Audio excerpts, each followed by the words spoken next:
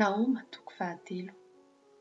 Lozan'ny tanàna Mpadatsatra, feno lainga sy fandozana izy, tia landremby ao aminy.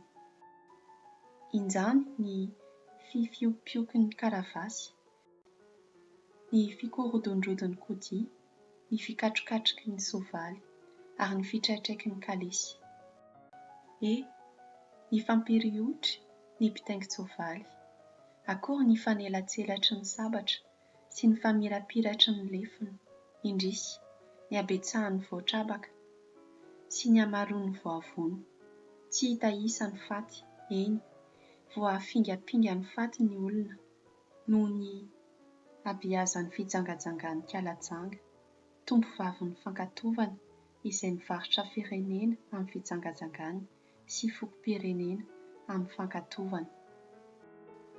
Indro amelanao aho, hoy Andriamanitra, tompony maro, ary haingako ho amtavanao ny morotongotra-kanjonao, ka asehoko amin'ny firenena ny fitanjahanao sy amin'ny fanjakana ny fahamenaranao.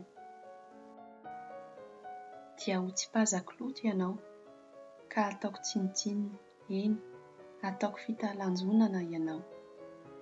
Ary izay rehetra mijery anao dia handositra anao ka hanao hoe: ravy Ninive, iza no hitomany azy? Aiza no hitadiavako izay hampionona anao? Tsara no Noamoana va ianao? Ilay nitoetra teo anelanelan'ny ony ka nodidin-drano.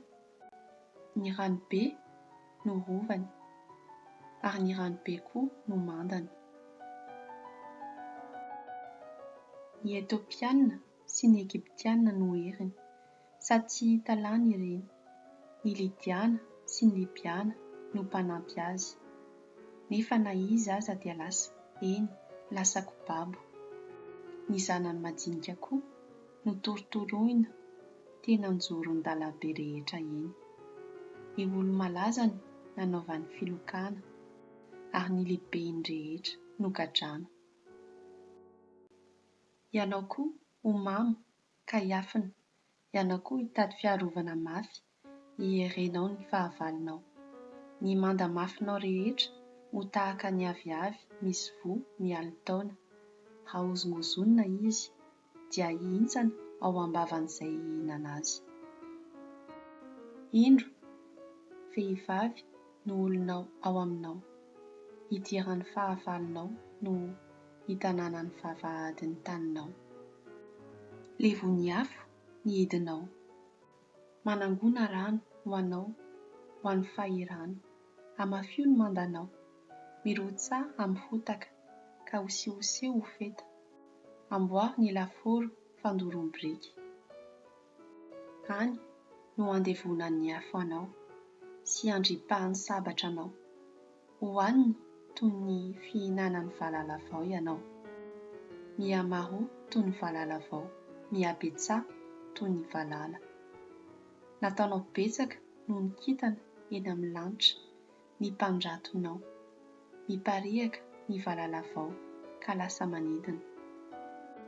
Ny andrinanao dia toy ny valala, ary ny mpifehinao dia toy ny valalavao, izay mitoby eny amin'ny fefy raha mangatsiaka ny andro, fa raha miposaka ny masoandro dia lasa manidina izy, ka tsy fantatra izay nalehany. Rendrehana ny mpiandrinao, ry mpanjakan'ny Asiria, miampatrapatra ny lehilahy maherinao, ahely eny an-tendrombohitra ny olonao, ka tsy misy mamory azy. Tsy mety mihena ny fangirifirianao, tsy azo sitranina ny ferinao. Izay rehetra ilazana ny nanjoanao dia itehan-tanana anao, fa iza no tsy efa tratry ny fandozananao mandrakariva